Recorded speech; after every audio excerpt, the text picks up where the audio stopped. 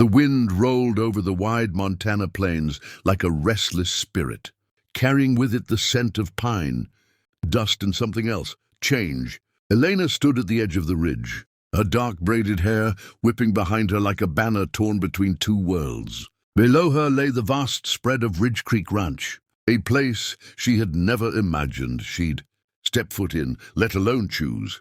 Over the tribe that raised her, her heartbeat pulsed like a drum, steady but aching, as the memory of the night before haunted her. The argument, the shouting, the moment her brother stood with the warriors behind him and said the words she never thought she would hear. "If you walk away with him, Elena, you are no longer one of us." She had looked into his eyes, seeing not her protective older brother, but the new chief, stern, unyielding, chained to tradition older than both of them. And yet she had still turned. She had still followed the rancher, that rancher, Elias Ward, the man everyone in her tribe warned her about. A man with rough hands, a quiet voice, and a heart that had somehow spoken to hers when she least expected it. Now, as Elias rode toward her on his chestnut horse, she wondered whether she had made the greatest mistake of her life, or the bravest decision she would ever make. Elias slowed the horse, his dust-covered boots brushing the ground as he dismounted. He wasn't a man of many words, most ranchers weren't, but the way he looked at her said everything. Concern, respect, a question he was afraid to ask.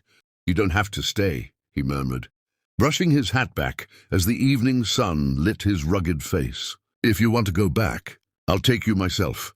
Elena swallowed, her throat tight.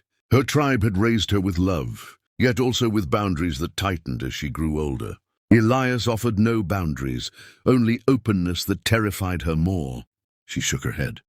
"No, I chose this. I chose you." His breath hitched just slightly, as if her words were too heavy, too precious. He reached out but didn't touch her, waiting for permission. She stepped into him, letting his hand rest gently on her back. As they walked toward the ranch house, an old wooden structure worn by storms but standing strong, Elena felt the weight of a new life settle on her shoulders. She wasn't afraid of hard work or lonely nights. And what scared her was the unknown future and the possibility that her sacrifice would mean nothing. Inside, the ranch felt foreign yet oddly comforting. The smell of hay, the low hum of animals, the floorboards that creaked with history. Elias lit a lantern, its glow warming the room. "You should get some rest," he said softly, but Elena shook her head.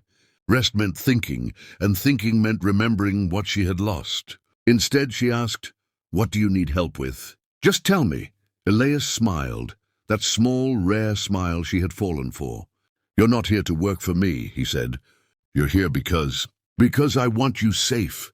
Elena's chest tightened. No one had ever said something like that to her, not without a condition, not without expecting obedience or duty.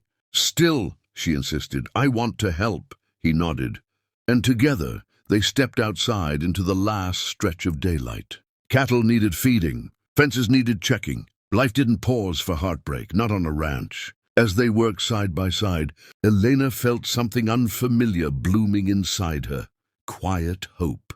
She listened to Elias talk about the ranch, how he inherited it after his father passed, how droughts nearly ruined everything once, how he rebuilt it with nothing but stubborn will. She realized the land wasn't just his home. It was his identity, his past, his sanctuary. "Your tribe," he said finally, his voice hesitant. "Will they come for you?" A shadow crossed her face. "My brother might. Not to bring me back, but to punish me." Elias stiffened. He wasn't afraid, not for himself, but for her, terrified. "They won't touch you," he said in that low, steady voice that always calmed her. "Not while I'm breathing." And for the first time since leaving her tribe, Elena believed it. She wasn't alone. She wasn't abandoned.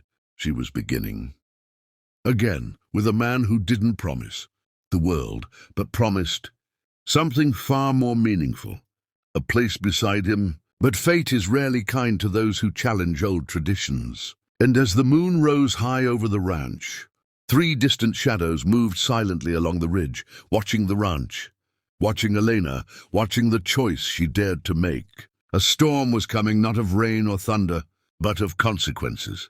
The night deepened across Ridge Creek Ranch, settling like a heavy blanket over the quiet land. Elena stood by the open window of the small guest room Elias had given her, staring at the moon-swept fields. She wanted to believe she had made the right choice, leaving her tribe, her traditions, her entire past. But as the cold wind curled through the cracks in the wood, doubt whispered through her bones. Her tribe had always warned her about the outside world, about ranchers and settlers who never understood them. Yet Elias had never treated her with anything but gentleness. Even now, as she traced her fingertips over the cool windowsill, she remembered how he kept glancing at her during their evening chores, as if making sure she was truly there, and not some fragile dream that might disappear. She exhaled slowly, fighting the ache inside her. You chose him, she reminded herself. Stand by it, but choices, especially ones forged from love and rebellion, rarely came without shadows. Downstairs, Elias sat at the old wooden table, a half-finished cup of coffee in front of him as he sharpened a pocket knife. Not out of need or danger, just habit, a way to settle his thoughts. The knife's rhythmic scrape along the whetstone helped him fight the worry gnawing at him. He had seen the look in Elena's eyes earlier, the fear she tried so hard to hide. He respected her strength. He admired it. But he also knew something she didn't. Her tribe would not simply let her go.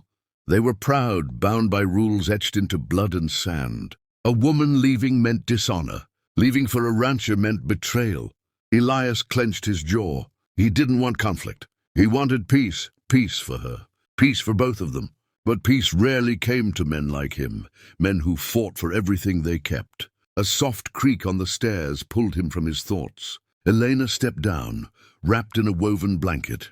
From her tribe, the last physical piece of home she carried with her. Elias stood immediately. You should be resting, he said.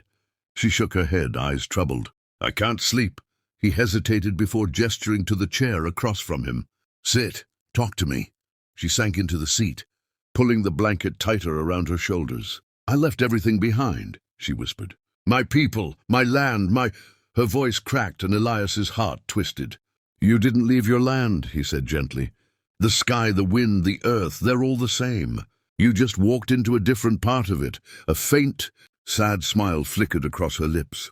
You talk like my mother used to, she murmured. Before she passed, Elias lowered his gaze. I'm sorry, he said softly. She shook her head. It was years ago, but sometimes I hear her voice still, tonight. It almost felt like she was telling me to be strong. Her words lingered in the air between them. For a moment, neither spoke. Then Elias leaned back slightly. Elena, your brother, he's not one to let things go. She stiffened. No, she said quietly. He's not. Elias hated the fear in her eyes. If he comes, you stay behind me. You hear? Elena frowned. I don't want you hurt because of me. He chuckled, low and warm. I've taken hits from bulls twice my size. Your brother isn't gonna be the thing that breaks me. But Elena saw the truth behind his humor. He was ready to protect her with everything he had, and that terrified her more than any threat her tribe could make. Before she could respond, a sudden distant howl echoed across the plains. It wasn't the wind, and it wasn't an animal. It was a signal, a warning. Elena froze. Elias! She whispered, voice trembling. He was already on his feet, grabbing his coat and stepping toward the door. Stay inside, he said firmly. She stood, panic rising. No, don't go out there alone. But he placed a steady hand on her arm. I won't let anything happen to you. Then he slipped outside into the dark.